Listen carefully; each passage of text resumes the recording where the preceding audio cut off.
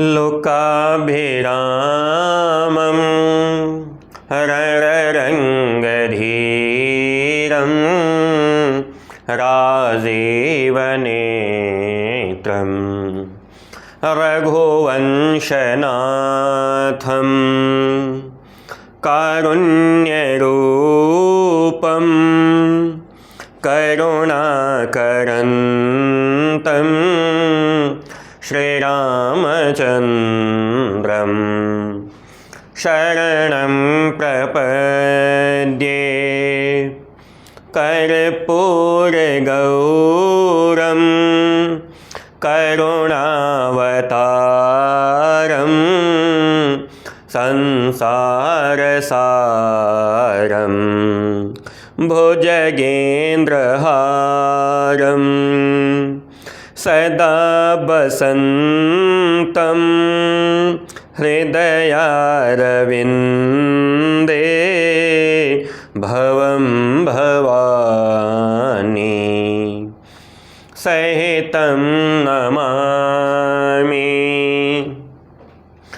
मनोजवं मारुततुल्यवेगं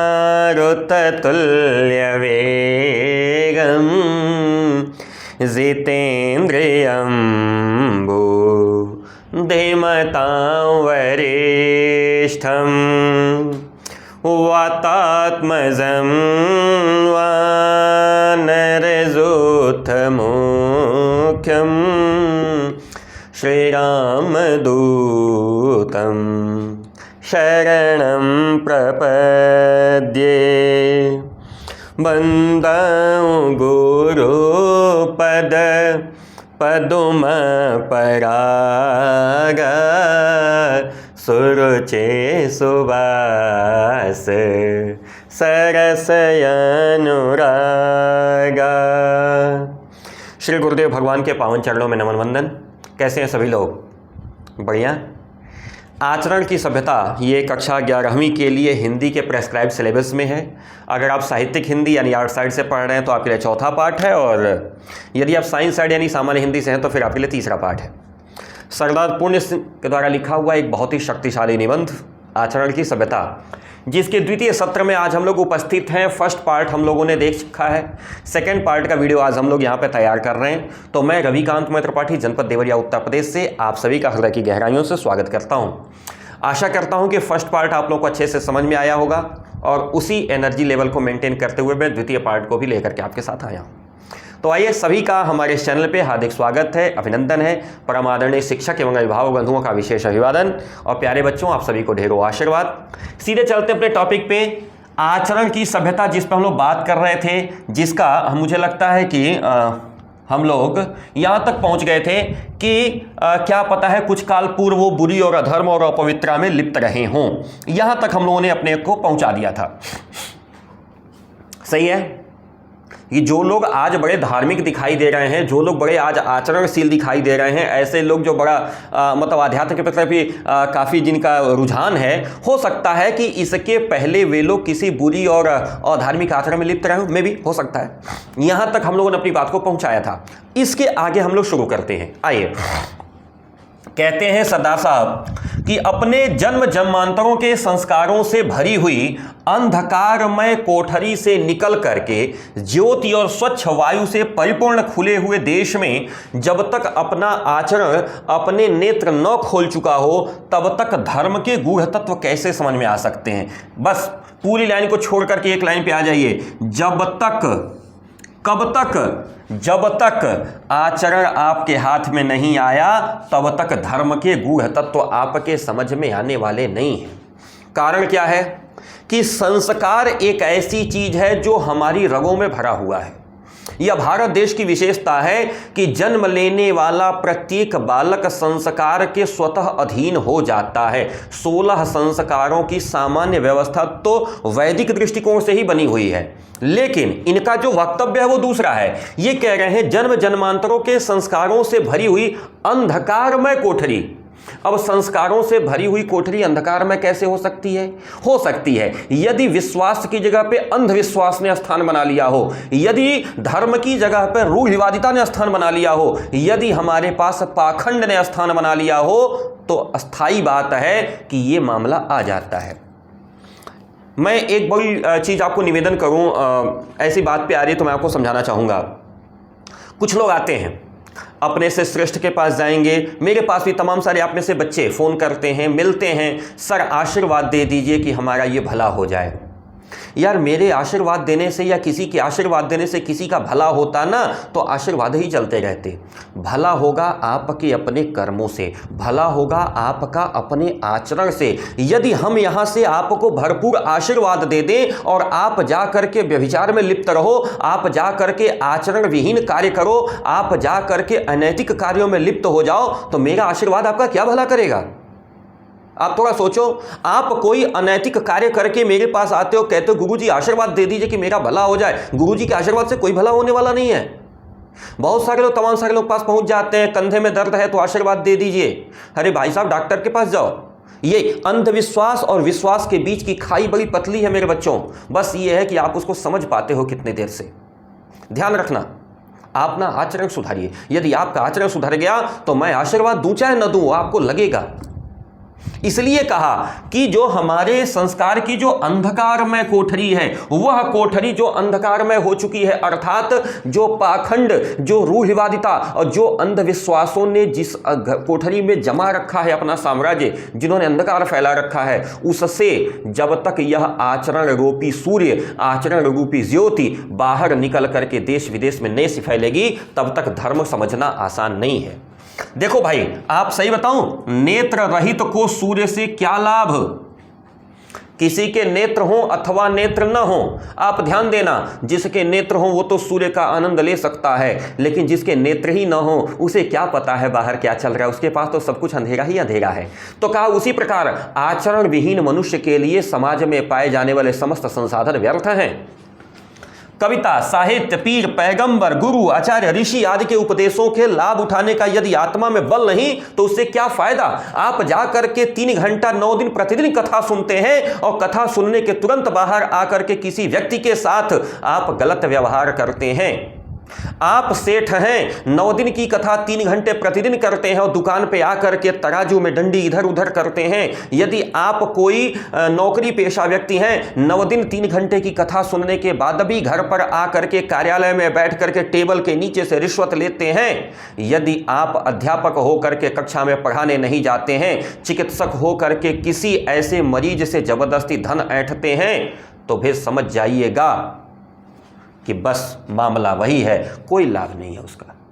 उस कथा सुनने का, उस यज्ञ में शामिल होने का कोई फायदा नहीं। जब तक यह जीवन का बीज पृथ्वी के मलमूत्र के ढेर में पड़ा है, या जब तक वह खाद की गर्मी से अंकुरित नहीं हुआ, प्रस्फुटित होकर उससे 2 नए पत्ते ऊपर नहीं निकल आए, तब तक ज्योति और वायु किस काम के? भाई जब कोई बच्चा जन्म लेगा तभी तो वह इस दुनिया को देखेगा। कहा जब तक हम इस धरती के गर्भ से बाहर नहीं निकलेंगे, तब तक यह जो ज्योति है, यह जो प्रकाश है, यह जो वायु है जो हमको प्राण देगा, ये किस काम की? जब हम जीवन पाएंगे तब तो। अगर हम ऐसा नहीं कर पाए तो फिर ये किस काम के? ठीक उसी प्रकार से यदि हमारे अंदर आचरण नहीं रहा, यदि हमारे अंदर सभ्यता ने जन्म नहीं लिया, तो फिर ये बाहर के जो आडंबर हैं, जो दिखावे हैं, वो किस काम के? वो किसी काम के नहीं, सब निरर्थक है। वह आचरण जो धर्म संप्रदायों के अनुच्चारित शब्दों को सुनाता है, हम में कहा अनुच्चारित, बिना कहे गए, अर्थात जो मुंह से कहा जाता है उपदेश सिर्फ वो नहीं, जो किया जाता है वह आचरण, अनुच्चारित बिना बोले गए शब्दों को सुनाता है, वो हम में कहा, हम कहाँ अनुभव कर पाते हैं? जब वही नहीं तो फिर क्यों नहीं ये संप्रदाय हमारे मानसिक महाभारतों का कुरुक्षेत्र बने? कुरुक्षेत्र का मतलब होता है युद्ध का मैदान, लाक्षणिक प्रयोग है। कुरुक्षेत्र का मतलब युद्ध का मैदान। जब तक हम बेसिक फंडामेंटल्स को नहीं जानेंगे, बेसिक फंडामेंटल्स का मैं एक एग्जांपल और देता हूं। बहुत सारे विद्यार्थी इसमें साइंस के छात्र होंगे। एक कंपाउंड है हमारे यहां, एक कंपाउंड है, अगर ऐसे लिखा हो तो इसको क्या पढ़ेंगे? अगर थोड़ा सा होशियार आदमी होगा तो वो क्या करेगा? NA फिर C कैपिटल करके L को, फिर थोड़ा सा और होशियार अगर कहेगा नहीं यार यह NA ऐसे है और CL ऐसे है, इन तीनों में थोड़ा थोड़ा अंतर है, लेकिन सही ये है। जिसको विज्ञान का ज्ञान है वो इसको सही कहेगा, इन दोनों को गलत साबित कर देगा। लेकिन जिसको विज्ञान का ज्ञान नहीं है वो तो इन दोनों को भी कहेगा कि यार डिक्शनरी खोलो, देखो NaCl का मतलब क्या होता है, ये नाकल या नकल कौन सा शब्द है भाई, इसका हिंदी खोजो, नहीं मिलेगा। क्यों? क्योंकि उसको पता ही नहीं चल पा रहा है कि यह Na अलग चीज है, ये सोडियम और ये क्लोरीन दोनों अलग अलग चीज है, सोडियम और क्लोरीन मिलकर के सोडियम क्लोराइड बना है। NaCl को सोडियम क्लोराइड कौन पढ़ेगा? आप बताओ। NaCl को सोडियम क्लोराइड वही व्यक्ति पढ़ेगा जो विज्ञान का छात्र होगा। जो विज्ञान का छात्र नहीं है वो NaCl को सोडियम क्लोराइड हो तो कहेगा यार यहां N लिखा हो, तुम 100 से कैसे उच्चारण कर रहे हो। मेरी बात समझ में आई? ठीक उसी बात को कह रहे हैं कि जब तक हमारे पास बेसिक फंडामेंटल स्कोप नहीं है तब तक हमारे ये जो कुछ भी सुनाई दे रहे हैं, चाहे वो धर्म हो चाहे वो संप्रदाय हैं, वो सब हमको सिर्फ और सिर्फ युद्ध की तरफ ढकेलेंगे, अर्थात एक दूसरे के प्रति ईर्ष्या और वैमनस्य का बीज बोएंगे। इससे बेहतर है कि कार्य प्रणाली को समझा जाए। क्यों न अप्रेम, अपवित्र, हत्या और अत्याचार इन संप्रदाय के नाम से हमारा खून करें। दुर्भाग्य से आजकल यही हो ही रहा है। मुसलमान हिंदू का खून बहाने पर उतारू है तो हिंदू मुसलमान का खून उतार ले। कोई ब्राह्मण है तो परशुराम जी का फरसा लेकर सड़क पे दौड़ रहा है, तो कोई यादव है तो वीर अहिर लिख करके सड़कों पे फरसा लेकर दौड़ रहा है। यही तो है ना हमारे समाज में। आप जाके देखो सड़कों पे हो क्या रहा है। हमारी जाति सर्वश्रेष्ठ है। कोई बुलेट के आगे ब्राह्मण लिखवा के घूमता है तो कोई बुलेट के आगे राजपूत लिखवा के घूमता है, कोई बुलेट के आगे छत्री लिखवा। ये क्या है भाई? यही तो जीवन का सबसे बड़ा दुर्भाग्य है कि हम समझ ही नहीं पा रहे हैं कि हम आए काहे लिए हैं और कर क्या रहे हैं। इसके पीछे सिर्फ कारण यही है, ये सारे संप्रदाय हमारे लिए कुरुक्षेत्र बन गए हैं, हमारे लिए युद्ध का मैदान बन गए। क्यों? क्योंकि हम लोग बेसिक फंडामेंटल्स को जान ही नहीं गए। कोई भी संप्रदाय आचरण रहित पुरुषों के लिए कल्याणकारक नहीं हो सकता। और ध्यान रखना, आचरण वाले पुरुषों के लिए सभी धर्म, सभी संप्रदाय कल्याणकारक हैं। सच्चा साधु धर्म को गौरव देता है, धर्म किसी को गौरवान्वित नहीं करता।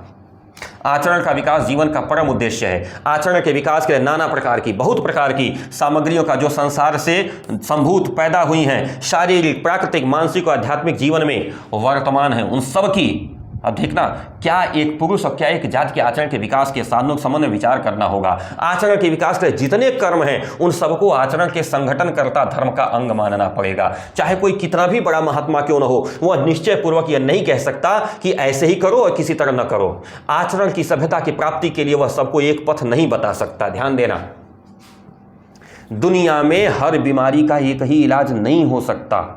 यही ये बार बार हमारे सरदार पूर्ण सिंह सिखा रहे हैं कि यदि आपके अंदर आचरण बेहतर है तो हर संप्रदाय आपके लिए अच्छा है, और यदि आप आचरण से हीन हैं तो हर संप्रदाय आपके लिए खराब है। कोई भी धरती का जितना भी संसाधन, धरती पे जो कुछ भी इस धरती पे पैदा हुआ है वो सब कुछ आपके कल्याण के लिए ही है, बशर्ते आप आचरणशील होकर के उसको प्राप्त करिए। आपके आचरण के विकास के लिए जितने कर्म निर्धारित हैं, अपने आचरण को विकसित करने के लिए उन सारी चीजों को धर्म का अंग मानिए, वही आपका धर्म है। यदि आप छात्र हैं तो मन लगा के पढ़ाई करिए, यही आपका धर्म है, यही आपका आचरण है, बस और कुछ नहीं। यदि आप शिक्षक हैं तो आप उचित और बेहतर शिक्षा बिना आलस्य के अपने बच्चों को दीजिए, यही आपका धर्म है, यही आपका आचरण है। मैं बताऊं, मैं बड़ा गर्व करता हूं अपने ऊपर पे कभी कभी शिक्षक होने पर। कई बार हमको लोग समझाते हैं कि यार तुम्हारे पास इतना ब्रेन है, तुमको IAS की तैयारी करनी चाहिए थी, तुमको PCS की तैयारी करनी चाहिए, तुमको XYZ ये वो ऐसे वैसे। मैं बार बार समझाता हूं कि मैं रविकांत मित्र पाठी कितने गौरव का अनुभव करता हूं कि मैं एक शिक्षक का पुत्र हूं और स्वयं भी शिक्षक हूं। कारण जानते हैं क्या है? धरती का कोई भी शिक्षक, कितना भी खराब शिक्षक क्यों ना हो, किसी बच्चे से ये नहीं कहता कि दारू पीना अच्छी बात है। कोई शिक्षक अपने किसी बच्चे को व्यभिचार करना नहीं सिखाता, कोई भी शिक्षक अपने बच्चे को गोली चलाना नहीं सिखाता। हर शिक्षक अपने बच्चे को उज्जवल भविष्य की कामना करता है, उसको अच्छा आचरण सिखाने का प्रयास करता है। और मैं उसी परंपरा से आता हूं, इसलिए मैं अपने आप पे गर्व करता हूं। कह रहा है कि आपको वही अपना धर्म मानना पड़ेगा जो आपका आचरण कहे। कोई कितना बड़ा महात्मा क्यों ना हो, वह निश्चय पूर्वक हर व्यक्ति को एक ही लाठी से नहीं हाँक सकता। कोई कितना भी बड़ा महात्मा क्यों ना हो, वो सबके लिए अलग अलग विधान बनाएगा। आपके लिए विधान अलग है, हमारे लिए विधान अलग है। जो नियमावली रविकांत के ऊपर काम करती है, अब लोग हमसे पूछते हैं सर अपनी दिनचर्या बता दीजिए वीडियो में। चलो भाई हम एक दिनचर्या अपनी वीडियो में बता देते हैं, हम 3:30 बजे जगते हैं, रात को 10:30 बजे सोते हैं, 1 घंटा यार मेरी दिनचर्या मेरे लिए है, मेरी दिनचर्या आप अपनाना चाहोगे नहीं अपना सकते। मेरे घर की परिस्थितियां, मेरा कार्य व्यवहार, आपके घर की परिस्थितियां, आपका कार्य व्यवहार दोनों अलग अलग है। इसलिए उन्होंने कहा कि कोई महात्मा निश्चयपूर्वक नहीं कह सकता कि यही करो ये मत करो। आचरण की सभ्यता की प्राप्ति के लिए सबको एक रास्ता नहीं बताया जा सकता, सबके रास्ते अलग अलग होते हैं। आचरणशील महात्मा स्वयं किसी भी अन्य की बनाई हुई सड़क से नहीं आया, उसने अपनी सड़क स्वयं बनाई है। जो व्यक्ति आज आपको आचरणशील दिखता है वो किसी के बताए हुए रास्ते पे नहीं चला, उसने अपने लिए अपना पथ स्वयं निर्माण किया है अपने कठिन परिश्रम से।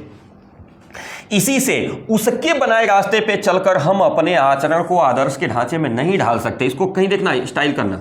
बहुत सारे लोग क्या करते हैं, मैं विवेकानंद की तरह बनना चाहता हूं, बन जाओ भाई, but it not been possible, संभव ही नहीं है।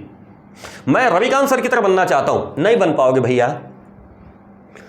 हाँ, नियरेस्ट टू भी हो सकता है, बट उनकी तरह नहीं बन सकते। हर व्यक्ति की आत्मिक, हर व्यक्ति की बौद्धिक, हर व्यक्ति की सामाजिक परिस्थितियां और परिवेश अलग अलग होते हैं। आपको जो बनना है आप अपने जैसा बनिए, आपको अपना रास्ता खुद तैयार करना पड़ेगा। हाँ, हम गुरुजन आपको आपका रास्ता बनाने में मदद जरूर कर सकते हैं। ध्यानपूर्वक समझिएगा, मेरे बताए हुए रास्ते पे चल के आप आगे नहीं जा सकते। आप अपना रास्ता ढूंढिए, बनाइए, आगे बढ़िए। जहां समस्या आती है बताइए, हम उसमें सहयोग करने को तैयार हैं। बस इतना ही हमारा दायित्व है।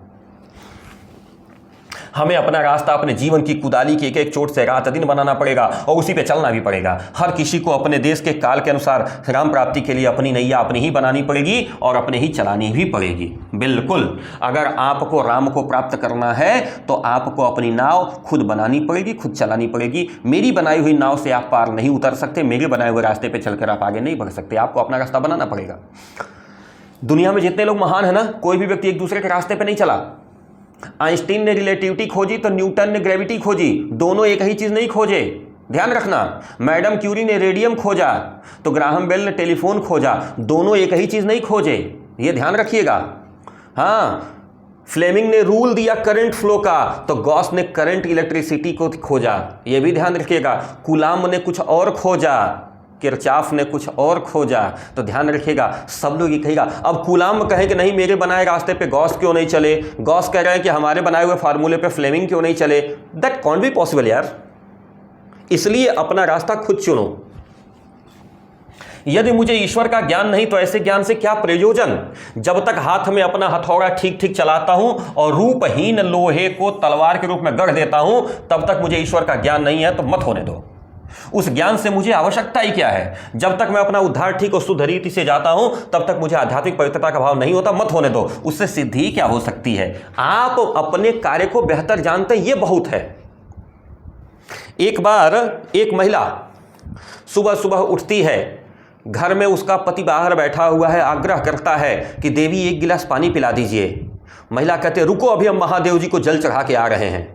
पति प्यासा है, दरवाजे पे बैठा है, पानी मांग रहा है, आप महादेव को जल चढ़ाने जा रही है। कौन से महादेव को जल चढ़ाने जा रही है भाई, यहां साक्षात महादेव मांग रहे हैं, जल उनको नहीं दे रही हो। यह गृहस्थ जीवन का अपमान है। ऐसी पूजा का इस गृहस्थ जीवन में कोई लाभ नहीं। गृहस्थ जीवन में क्या है कि हमारे पर जो आश्रित हैं, घर को संभालने की, परिवार को संभालने की हमारी जिम्मेदारी, उस जिम्मेदारी का सही से निर्वहन करें। यदि मैं शिक्षक हूं, मेरी कक्षा निर्धारित है सुबह 5 बजे, तो मुझे सुबह 5 बजे खड़े होकर के अपनी कक्षा लेनी है, अपने बच्चों को पढ़ाना है। पूजा मेरी स्वीकार हो रही है। लेकिन अगर मैं बैठ के घंटी बजाता रहूं, मैं बैठ के शंख फूंकता रहूं और हमारे विद्यार्थी कक्षा में बैठ करके बोर होते रहे, अपने भविष्य के प्रति चिंतित हो रहे हो और मैं कक्षा न ले पाऊं, तो दुर्भाग्य है। ऐसी पूजा नहीं होनी चाहिए। कहा कि एक अनगढ़े लोहे को, एक लोहे के टुकड़े को यदि मैं अपनी हथौड़ी से चोट मार मार करके तलवार की शेप दे लेता हूं तो मुझे ईश्वर का ज्ञान नहीं है, तो मत होने दो। मुझे कोई आवश्यकता नहीं है ईश्वर के ज्ञान की। जिस चीज का ज्ञान मुझे होना चाहिए वो मुझे है। यह मेरी बात को गांठ बांध लीजिए, दिखावे पे मत जाइए। कह रहे हैं जब तक किसी जहाज के कप्तान में इतनी वीरता भरी हुई है कि वह महाभयानक समय में अपने जहाज को नहीं छोड़ता, तब तक यदि वह मेरी और मेरी तेरी जिसमें शराबी और स्त्रैण का मतलब होता है स्त्रीलोलुप, तो उसे वैसा ही होने दो। ध्यान रखना, यदि कोई जहाज का कप्तान है, यदि वह किसी मुसीबत के समय में किसी तूफान आ गया हो समुद्र में, और यदि वो अपने जहाज का स्टीयरिंग नहीं छोड़ता, सबको बचाने के लिए अपनी जान जोखिम में डाल देता है, तो चाहे वो अपनी निजी जिंदगी में शराबी हो, चाहे निजी जिंदगी में स्त्री लोलुप हो, मुझे उससे कोई फर्क नहीं पड़ता। क्यों? क्योंकि जिस समय उसके धर्म की आवश्यकता थी, उसने अपने आचरण से अपने धर्म को बचाया। उसका धर्म था कि जहाज को सुरक्षित बचाना, अपने जितने भी उस पर पैसेंजर्स थे उन पैसेंजर्स की जान की हिफाजत करना, उसने वो किया। कह रहा है उसकी बुरी बातों से हमें प्रयोजन ही क्या? आंधी हो, बर्फ हो, बिजली की कड़क हो, समुद्र का तूफान हो, वह दिन रात आंख खोले अपने जहाज की रक्षा के पुल पे, मतलब जहाज की रक्षा के लिए जहाज का जो पुल है यानी आगे का डेक है, अगर उस पर घूमता हुआ अपने धर्म का पालन कर रहा है, तो अपनी निजी जिंदगी में चाहे जैसा भी हो, मुझसे उससे कोई अंतर नहीं पड़ता। क्यों? क्योंकि उससे न तो मुझे कोई लाभ है और न तो उससे मुझे कोई हानि है। वह अपने जहाज के साथ समुद्र में डूब जाता है, परंतु अपना जीवन बचाने के लिए कोई उपाय नहीं करता। ये उस कप्तान की विशेषता है कि जहाज डूब जाए तो मैं भी उसके साथ डूब जाऊंगा, लेकिन जहाज को बचाने के लिए अंतिम सांस तक लगूंगा। यह उस कप्तान की विशेषता है, और इसी विशेषता से तो हमको मतलब है। बाकी उसकी निजी जिंदगी में वो क्या है, कैसा है, इससे हमको क्या अंतर पड़ता है? इससे तो हमको कोई अंतर नहीं पड़ता। जब अंतर नहीं पड़ता तो हम उस पर ऊपर आरोप क्यों लगाते हैं? उसके आचरण का यह अंश मेरे तेरे बिस्तर और आसन पर बैठे बिठाए कहे हुए निरर्थक शब्दों के भाव से कम महत्व का है। दुर्भाग्य यही है कि हमारे और आपके जीवन में यही चल रहा है। हम देश में हो रही घटनाओं पर प्रतिक्रिया जानते हैं कहां देते हैं? अपने घर में बैठ करके मोहल्ले वालों के साथ, या चौराहे पे चाय की दुकान पे, पान की दुकान पे बैठ के बगल वाले को बताएंगे, और उससे ज्यादा बचेगा तो मोबाइल उठाएंगे और फेसबुक पे लिखेंगे। दुर्भाग्य यही है हमारा। अपने घर में बैठे बैठे केवल हम कपोल कल्पनाएं करते हैं। सरदार पूर्ण सिंह कहते हैं कि यदि वह कप्तान अपने धर्म का पालन करते हुए अपना प्राण अगर जहाज के सामने उछावर कर देता है, तो निजी जिंदगी में चाहे वो शराबी हो और चाहे स्त्री लोलुप हो, इससे हमसे कोई अंतर नहीं पड़ता। क्यों? क्योंकि उससे हमारा कोई प्रयोजन नहीं है, उससे हमारा कोई उद्देश्य नहीं बनता। आगे कहते हैं, न मैं किसी गिरजे में जाता हूं, चर्च, न किसी मंदिर में जाता हूं, न मैं नमाज पढ़ता हूं, न मैं रोजा रखता हूं, न संध्या करता हूं, संध्या मतलब शाम को जो पूजा करते हैं पंडित जी लोग, और न कोई देव पूजा ही करता हूं, न किसी आचार्य के नाम का मुझे पता है, और न किसी के आगे मैंने सिर झुकाया है। अच्छा बताओ, इससे प्रयोजन ही क्या है और इससे हानि ही क्या है? इससे क्या फायदा है, इससे क्या नुकसान है? अगर मैं ये काम नहीं करता हूं तो इससे कोई मेरा नुकसान नहीं, इससे कोई मेरा फायदा नहीं, तो ठीक है भाई, उस टाइम को बचा के मैं दूसरे लिए यूटिलाइज करता हूं। अगर वो काम जन सेवा के लिए है, अगर वो काम समाज सेवा के लिए, तो अच्छी बात है ना, करूं। मैं तो अपनी खेती करता हूं, अपने हल और बैलों को प्रातःकाल उठ के प्रणाम करता हूं। मेरा जीवन जंगल के पेड़ों पत्तियों की संगति साथ में गुजरता है। आकाश के बादलों को देखते देखते मेरा दिन निकल जाता है। मैं किसी को धोखा नहीं देता। हाँ, यदि कोई मुझे धोखा दे तो उससे मेरी कोई हानि नहीं। मेरे खेत में अन्न उग रहा है, मेरा घर अन्न से भरा है, बिस्तर के लिए मुझे एक कमली यानी एक कंबल ब्लैंकेट काफ़ी है, कमर के लिए लंगोटी और सिर के लिए टोपी बस है, हाथ पांव मेरे बलवान है, शरीर मेरा आरोग्य माने रोग विहीन है, भूख खूब लगती है, बाजरा, मकई, छाछ और दही, दूध और मक्खन मुझे बच्चों को खाने के लिए मिल जाता है। क्या इस किसान की सादगी और सच्चाई में वह मिठास नहीं जिसकी प्राप्ति के लिए भिन्न भिन्न धर्म और संप्रदाय लंबी चौड़ी चिकनी चुपड़ी बातों द्वारा दीक्षा दिया करते हैं? मनुष्य को जितने आचार्य हैं, महामुनि हैं, जितने भी धर्म संप्रदाय, सब क्या शिक्षा देते हैं? सदैव सुखी रहने का मंत्र देते हैं। जिस किसान की चर्चा पिछले पैराग्राफ में आदरणीय पूर्ण सिंह ने की है, क्या उस किसान से ज़्यादा कोई सुखी है? क्यों? क्योंकि किसान प्रातःकाल उठता है, अपना हल उठाता है, अपने खेतों में जाता है, अपने मेहनत करता है, खेतों में अन्न उपजाता है। वह किसी को धोखा नहीं देता।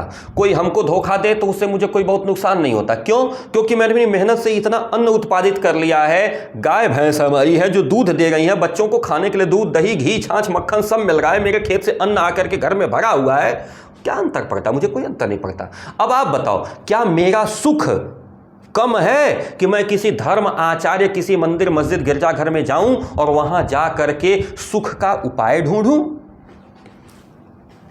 जब साहित्य, संगीत और कला की अति ने रोम को, ध्यान रखना, यूनान, मिस्र, रोमा सब मिट गए, यहां से समाप्त हो गया रोम। आज के समय में रोम है नहीं, ध्यान रखना, जिसको इटली कहते हैं आज के डेट में, कभी रोम, हाँ, ग्लैडिएटर का साम्राज्य चलता था, सोचिए वह रोम।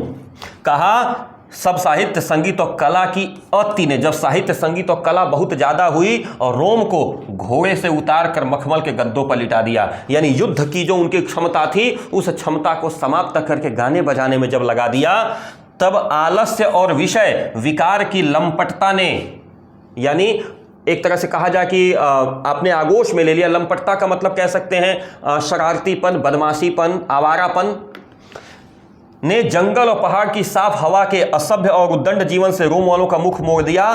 तब रोम नरम तकियों बिस्तरों पर ऐसा सोया कि अब तक न अपने जागा और न कोई उसे जगा सका। यानी जब तक रोम के हाथ में तलवारें थीं, जब तक रोम के योद्धा घोड़े पे चढ़ करके लड़ते थे, तब तक रोम का राज्य था। लेकिन वही रोम जब साहित्य, संगीत और कला के आगोश में आया ना, तो न अपने उठ पाया, न उसको कोई उठा पाया, धीरे धीरे समाप्त हो गया। यह ध्यान रखिएगा, भारतवर्ष का इतिहास भरा पड़ा है। भारतवर्ष का इतिहास आपने कभी सुना है? हमारे यहाँ भी तो खूब साहित्य लिखा गया, खूब संगीत लिखा गया, लेकिन याद रखिएगा, हमारे भारतवर्ष का इतिहास केवल साहित्य और संगीत का इतिहास नहीं है। हमारे भारतवर्ष का इतिहास राम से चलता है, जो राम धनुष और बाण लेकर के चलते थे, और रावण जैसे आतताई जो हमारे भारतवर्ष की तरफ आंख उठा के देखे, उनका समूल सफाया करते थे। यह भारत वह भारत है जिसके पूर्वज श्री कृष्ण हुआ करते हैं। हाथ में हथियार नहीं है तो चलो रथ का पहिया ही उठा लिया, लेकिन अधर्म का आचरण करने वालों को जिंदा नहीं छोड़ेंगे। ये हमारे भारत का इतिहास है, राम और कृष्ण से चलता है। ध्यान रखना, जब तक आपके हाथ में तलवार है तभी तक आपकी सुरक्षा है। जितने भी हमारे देवी देवता हैं, सबके हाथों में शंख, चक्र, गदा और पद्म। तो ध्यान देखना, गदा और चक्र दो चीजें महत्वपूर्ण हैं विष्णु के हाथ में, शंख, चक्र, गदा और पद्म। शंख और पद्म को थोड़ा किनारे करें तो चक्र और गदा भगवान के हाथ में रहता है, दुर्गा जी के हाथ में तलवार होता है, शंकर जी के पास त्रिशूल रहता है। ध्यान रखना, हाँ, इसलिए मखमल के तकियों पे सोने का समय नहीं है, हमेशा संघर्ष का। आपके हाथ में क्या चाहिए? दो में से क्या तुम्हें चाहिए, कलम या कि तलवार? याद रखना, कलम। आज यही कलम हमारी तलवार है। जब तक हम परीक्षा में बैठने वाले हैं, इसी कलम को हमें तलवार बनाना है और अपना इतिहास लिखना है। एंग्लो सैक्सन जाति ने जो उच्च पद प्राप्त किया, उसने अपने समुद्र, जंगल और पर्वत से संबंध रखने वाले जीवन से ही प्राप्त किया। जात की उन्नत लड़ने भिड़ने, मरने मारने, लूटने और लूटे जाने, शिकार करने और शिकार होने वाले जीवन का ही परिणाम है। लोग कहते हैं केवल धर्म ही जाति की उन्नति करता है, ठीक है, परंतु यह धर्मांकर जो जाति को उन्नत करता है, इस असभ्य, कमीने, पापमय जीवन की गंदी राख के ढेर के ऊपर नहीं उगता है। मंदिरों गिरजों को मंद मंद टिमटिमाती हुई मोमबत्तियों की रोशनी से यूरोप इस उच्च अवस्था को नहीं पहुंचा।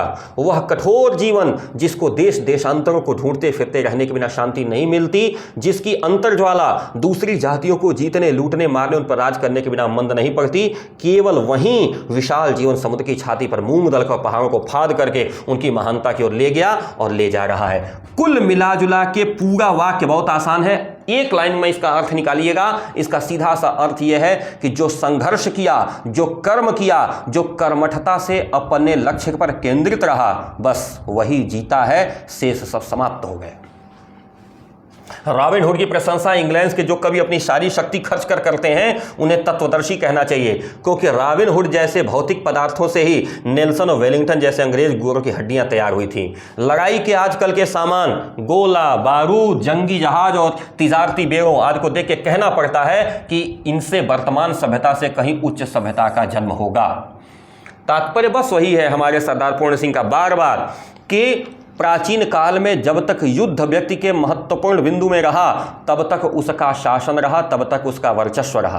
अब कहने का तात्पर्य ये नहीं है कि युद्ध ही इसका उपाय है, आज भी युद्ध होता रहे, नहीं, युद्ध से इनका सीधा सा तात्पर्य है कर्मठता से। आलस्य न करिए। आप अगर योद्धा हैं तो युद्ध करिए, शिक्षक हैं तो पढ़ाइए, छात्र हैं तो पढ़िए, पिता हैं तो पुत्र का वो करिए, व्यवस्था करिए, पुत्र हैं तो पिता का आदर करिए। कुल मिला जुला के आप अपने धर्म के प्रति सचेत रहिए। धर्म और आध्यात्मिकता के पौधे को ऐसी आरोग्यवर्धक भूमि देने के लिए जिसमें वो प्रकाश और वायु सदा खिलता रहे, सदा फूलता रहे, सदा फलता रहे, यह आवश्यक कि बहुत से हाथ एक अनंत प्रकृति के ढेर को एकत्र करते रहें, अर्थात सभी लोग मिल करके मेहनत से कार्य करें। धर्म की रक्षा के लिए क्षत्रियों को ही सदा कमर बांधे हुए सिपाही बने रहने का भी तो यही अर्थ है। यदि कुल समुद्र का जल उड़ा दो तो रेडियम धातु का एक कण नहीं हाथ लगेगा। आचरण का रेडियम क्या एक पुरुष और क्या जाति का और क्या जगत का, सारी प्रकृति को खाद बनाए बिना, सारी प्रकृति को हवा में उड़ाए बिना भला कब मिलने का है। प्रकृति को मिथ्या करके नहीं उड़ाना, उसे उड़ाकर मिथ्या करना है। समुद्र में डोरा डाल करके अमृत निकालना है। तात्पर्य ये कहते हैं पूर्ण सिंह जी कि इस पूरे पैराग्राफ को निचोड़िएगा तो ये निकल के आएगा कि जीवन में सदैव आपको कर्मठ बने रहना है और अकेले नहीं बनना रहना है, साथी हाथ बढ़ाना। एक अकेला थक जाएगा, मिलकर बोझ उठाना, साथी हाथ बढ़ाना। बस इसी बात को ये कह रहे हैं कि कोई एक व्यक्ति, एक जाति, एक धर्म या एक संप्रदाय उन्नति नहीं कर सकता। यदि आपको उन्नति करनी है तो सभी को साथ मिल करके काम करना पड़ेगा। और काम इसलिए नहीं करना क्योंकि समाप्त कर दो। कहा समुद्र का जल अगर पूरा समाप्त कर दोगे ना तो रेडियम हाथ नहीं लगेगा। अगर आपको रेडियम चाहिए तो समुद्र का जल सुखाइए मत, उसमें से छान करके निकालिए। सभी लोग मिल जाइए छानने में, समुद्र को सुखाने का उद्यम मत करिए, अर्थात विनाश की राजनीति मत करिए। दुर्भाग्य यह है कि मनुष्य कुछ न कुछ तो विनाश की तरफ ही चला जा रहा है। क्यों? अभी कोविड का समय आया था, आप ध्यान दिए होंगे, आज के 2-3 साल पहले सारे लोग शहरों से भाग के गाँव में जा रहे थे। पता है क्यों? क्योंकि गांव में अभी भी खेत हैं, गांव में अभी भी पेड़ हैं। शहर जहां बसे हैं ना वहां भी कभी गांव थे। लोगों ने क्या किया, सारे पेड़ काट डाले, ऑक्सीजन की हो गई कमी, भाग करके गांव चले आए।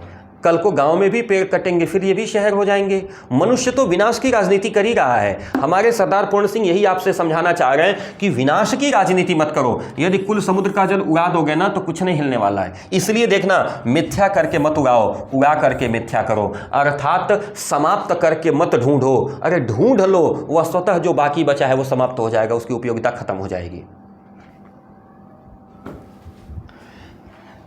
जरा सा अच्छा, ये एक लाइन इनकी थी, समुद्र में डोरा डालकर अमृत निकाला है। कितना? थोड़ा सा। संसार की खाक छान करके, खाक मतलब होता है धूल मिट्टी, आचरण का स्वर्ण यानी सोना हाथ लगाता है। क्या बैठे बिठाए मिल सकता है? देखना बच्चों, आचरण का जो सोना है ना वो खाक छान करके, धूल को छान के मिलता है, बैठे बिठाए नहीं मिल सकता। उसके लिए मेहनत करनी पड़ेगी, उसके लिए कर्म करना पड़ेगा। हिंदुओं का संबंध यदि किसी प्राचीन असभ्य जाति के साथ रहा होता तो उनके वर्तमान वंश में अधिक बलवान श्रेणी के मनुष्य होते, तो उनमें भी ऋषि, पराक्रमी, जनरल और धीरवीर पुरुष उत्पन्न होते। आजकल तो वे उपनिषदों के ऋषियों की पवित्रता में प्रेम के जीवन को देख देख कर अहंकार में मग्न हो रहे हैं और दिन पर दिन अधोगति की ओर जा रहे हैं। यदि वे किसी जंगली जाति की संतान होते तो उनमें भी ऋषि और बलवान योद्धा होते। ऋषियों को पैदा करने के योग्य असभ्य पृथ्वी का बन जाना तो आसान है, परंतु ऋषियों को अपनी उन्नति के लिए राख और पृथ्वी बनाना कठिन है। क्यों? क्योंकि ऋषि तो केवल अनंत प्रकृति पर सजते हैं, हमारी जैसी पुष्पशैया पर मुरझा जाते हैं। ऋषि कब उगते हैं? जब उनको क्या मिलता है? कांटे मिलते हैं, जब जंगली वातावरण मिलता है। हमारे जैसा नर्म मखमल का तकिया, हमारे जैसी सुख सुविधाएं मिलने लगेंगी फिर तो वो मुरझा जाएंगे। मान लिया कि प्राचीन काल में यूरोप में सभी असभ्य थे, परंतु आजकल तो हम असभ्य हैं। उनकी असभ्यता के ऊपर ऋषि जीवन की उच्च सभ्यता फूल रही है और हमारे ऋषियों के जीवन के फूल के शैया पर आजकल असभ्यता का रंग चढ़ा हुआ है। सदा ऋषि पैदा करते रहना, अर्थात अपनी ऊंची चोटी के ऊपर फूलों को धारण करते रहना ही जीवन के नियमों का पालन करना है। पिछले पैराग्राफ का अगर अर्थ निकालेंगे ना तो यह व्यंग्य है। व्यंग्य क्या है कि अगर हम हिंदुओं का संबंध किसी बहुत प्राचीन असभ्य जात से होता ना तो आज भी हमारे परिवार में, हमारे कुल खानदान में राक्षस पैदा होते, बलवान पशु पैदा होते। लेकिन नहीं, हम ऋषि मुनियों की संतानें हैं। ठीक है, मान लिया हम ऋषि मुनियों की संतानें हैं, लेकिन आज हम ऋषि मुनि क्यों नहीं पैदा कर पा रहे हैं? सिर्फ इसलिए क्योंकि वो यूरोप वाले आज हमारा भारत देश का कल्चर अपना रहे हैं और हम दिन प्रतिदिन असभ्य होते जा रहे हैं। मम्मी को आजकल तो फैशन बन गया। मैं एक बड़ा विशेष बात बताऊं कि बच्चे आजकल के हैं ना, मम्मी तुम ये कर नहीं सकती हो, मम्मी को तुम बोलना, ये कितना बड़ा अनर्थ है भाई। जो आपके लिए प्रातः स्मरणीय है, वंदनीय है, जिसकी छाया भी अगर आपके ऊपर पड़ जाए तो आपका जीवन पवित्र हो जाए, जिसने 9 महीने गर्भ में धारण करके आपको जन्म दिया, अगर वो नहीं रही होती तो आप इस धरती को देखने लायक नहीं होते। शर्म करना चाहिए। उस मम्मी को तुम शब्द से संबोधित करते हो। ये यूरोप वाले लाए हैं सब कल्चर। क्यों? कारण है उनके पास यू के अलावा दूसरा कोई शब्द ही नहीं है। हमारे पास तो है। आप सोचो, जिसके पास नहीं है वो दुर्भाग्य सह रहा है। समझ में आ रहा? हमारे पास तो है। हम इतने आचरण विहीन कब से हो गए? जिस मां ने आपको गर्भ में रख करके आपको धरती पे लाया, जिस मां ने आपको पाल पोस के बड़ा किया, आपके जीवित रहते यदि वो मां वृद्धाश्रम में है तो सही बता रहा हूं, आपको जा करके कहीं चुल्लू भर पानी में डूब मरना चाहिए।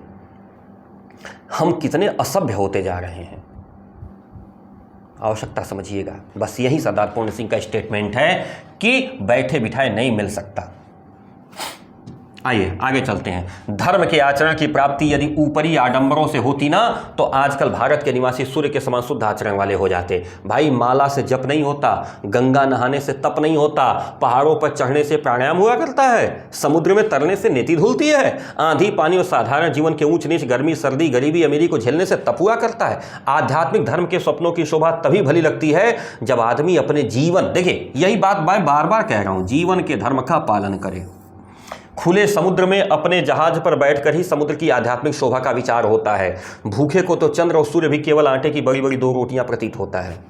कुटिया में ही बैठकर धूप, आंधी और बर्फ की दिव्य शोभा का आनंद आ सकता है। प्राकृतिक सभ्यता के आने पर मानसिक सभ्यता आती है और वो तभी स्थिर रह सकती है। मानसिक सभ्यता के होने पर ही आचरण सभ्यता की प्राप्ति संभव है और तभी वह स्थिर भी हो सकती है। जब तक निर्धन पुरुष पाप से अपना पेट भरता है तब तक धनवान पुरुष के शुद्ध आचरण की पूरी परीक्षा नहीं।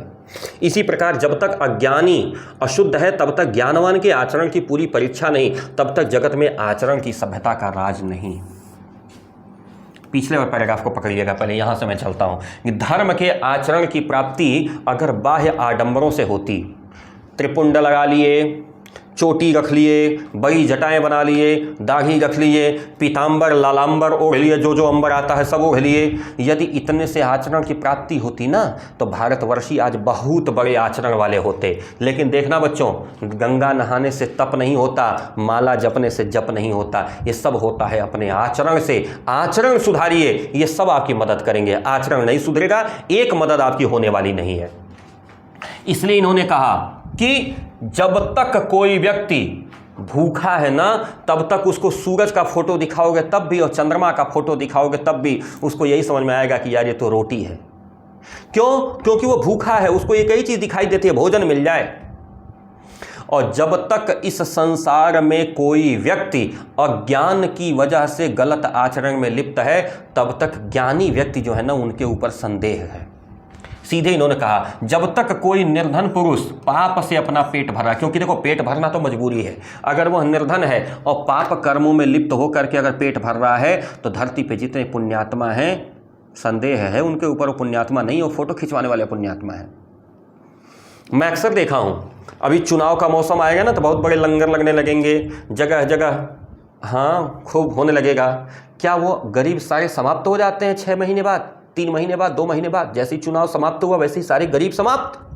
किसी को देखिए अभी क्या होगा, बड़ा मंगल आया है चल करके वहां भंडारा देते हैं। अरे किसी ने कुष्ठ आश्रम में जाके भंडारा दो, भी पता चल जाएगा। वहां नहीं जाओगे, भंडारा कहां लेके जाओगे? भंडारा देने वालों को मैं बताऊं, मैं हरिद्वार कुंभ नहाने गया था, कार से था।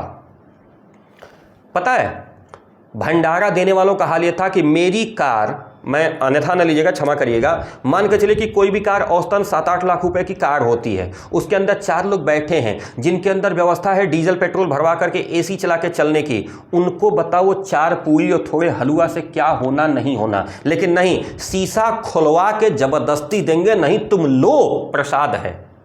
अरे यार किसी गरीब को ले जाके दो ना, जो अपनी कुटिया में बेचारा चल ना पा रहा हो, जिसके हाथ पैर टेढ़े हो गए हैं, जो कुष्ठ रोग से पीड़ित हो, उसको ले जाके नहीं दोगे ना। कारण क्या है? फोटो खिंचवाना है, यहाँ पे वीडियो बनवाना है, समाचार वाले कवरेज कर रहे हैं, बहुत बड़े नेताजी हैं, भंडारा करवाए हैं, 4000 लोगों को खिलाए हैं। या देखो ये झूठी प्रशंसा से कुछ होने वाला नहीं है। ये झूठी प्रशंसा तुमको नरक में ही ले जाएगी, स्वर्ग में तो कतई नहीं ले जाने वाली। आचरण की सभ्यता का तो देश ही निराला है। न उसमें शारीरिक झगड़े हैं, न मानसिक, न आध्यात्मिक। उसमें न विद्रोह है और न जंग है। न वहाँ कोई ऊंचा है, न कोई नीचा है, न कोई धनवान है, न कोई वहाँ गरीब है। वहाँ प्रकृति का नाम नहीं, वहाँ तो केवल प्रेम और एकता का अखंड राज चलता है। यदि आपका आचरण सही है तो फिर वहाँ पर केवल प्रेम ही प्रेम और कुछ नहीं। जिस समय आचरण की सभ्यता संसार में आती है ना, उस समय नीले आकाश से मनुष्य को वेद ध्वनि सुनाई देती है। नर नारी पुष्प के समान खिलते चले जाते हैं। सवेरा हो जाता है, प्रभात का गजर का मतलब होता है घंटा, सवेरे का घंटा बज जाता है। नारद की वीणा राग अलापने लगती है, ध्रुव का शंख गूंज उठता है, प्रहलाद का नृत्य होता है, शिव का डमरू बजता है, कृष्ण की बांसुरी की धुन प्रारंभ होती है। जहां ऐसे शब्द होते हैं, जहां ऐसे पुरुष रहते हैं, जहां ऐसी ज्योति होती है, वहीं आचरण की सभ्यता का सुनहरा देश है। वही देश मनुष्य का स्वदेश है। जब तक घर न पहुंच जाए सोना अच्छा नहीं। याद रखिएगा, जब तक आपकी परीक्षा न बीत जाए तब तक आराम करना ठीक नहीं। इस लाइन को आप अपने लिए रखिएगा, जिसको मैंने येलो किया है। जब तक घर न पहुंच जाए सोना ठीक नहीं है। हाँ, राम काज कीन्हे बिनु मोय कहाँ विश्राम। चाहे वेदों में, चाहे इंजील में, चाहे कुरान में, चाहे त्रिपिटक में, चाहे इस स्थान में, चाहे उस स्थान में, कहीं भी सोना यानी आलस्य करना ठीक नहीं। आलस्य मृत्यु है। लेख तो पेड़ों के चित्र सदृश होते हैं, पेड़ तो होते ही नहीं जो फल लावें। लेखक ने यह चित्र इसलिए भेजा है ताकि सरस्वती में चित्र को देखकर शायद कोई असली पेड़ को जाकर देखने का यत्न करे। ये जो पूरी की पूरी कहानी है, पूरा का पूरा निबंध लेखक ने सिर्फ इसलिए लिखा है कि शायद हो सकता है इस लेख को पढ़ने के बाद आपकी आत्मा, आपका आचरण आपको झंझोड़े, आपको जगाए कि बाह्य आडंबरों में कुछ नहीं रखा है, दिखावे में कुछ नहीं रखा है। यथार्थ की जिंदगी जीने की शुरुआत करिए और अपने अगल बगल उन लोगों को देखिए जिन्हें वास्तव में आपके त्याग और आपके समर्पण की आवश्यकता है। मुझे लगता है इससे बेहतर आचरण कुछ नहीं हो सकता और इस प्रकार का आचरण करने वाला व्यक्ति ही सभ्य कहा जा सकता है। और यह जो व्यवहार है, इसी व्यवहार को हम आचरण की सभ्यता कह सकते हैं। आशा करता हूं यह निबंध आपको समझ में आया होगा। मैं रविकांत त्रिपाठी आप सभी के प्रति आदर व्यक्त करते हुए आग्रह करूंगा कि प्लीज़ चैनल को सब्सक्राइब जरूर कर लीजिएगा अगर आप नए हैं तो, और वीडियो अगर अच्छा लगे तो लाइक करके अपने दोस्तों के साथ शेयर करिएगा। मिलते हैं जल्दी अगले वीडियो के साथ। तब तक के लिए, जी हाँ बिल्कुल, तब तक के लिए सादर नमस्कार, सत श्री अकाल, जय हिंद।